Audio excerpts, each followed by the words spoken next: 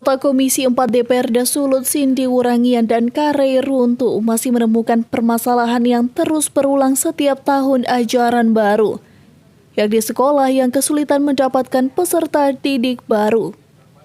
Menurut Kare Runtu, ini dimungkinkan telah tertanamnya kesan sekolah unggulan di masyarakat, sehingga sekolah lain kurang diminati para orang tua yang ingin anaknya mendapatkan pendidikan yang berkualitas. Saya kira ini yang perlu dibenahi adalah sistem dari sekolah masing-masing. Semegah apapun gedung yang kita buat, tetapi kalau stigma masyarakat, orang tua dan para calon siswa, mereka hanya menyukai misalnya SMA 1 dan SMA 2, nah ini yang sangat sulit.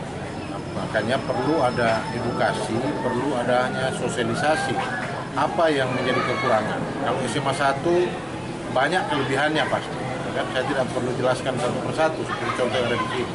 Tetapi SMK atau SMA, SMK 3, SMK 4 dan seterusnya. Nah tentu stigma di masyarakat, nah ini yang sebagus SMK atau SMA 1. Nah tentu di situ harus diedukasi kepada masyarakat. Perlu dilengkapi apa yang harus dilengkapi supaya memang betul-betul masyarakat ada merasa ada pemerataan.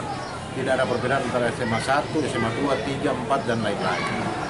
Salah satu sekolah yang kesulitan mendapatkan peserta didik baru adalah SMA Negeri 4 Kota Mobagu, yang hingga mendekati akhir PPDB baru 8 siswa yang melakukan registrasi.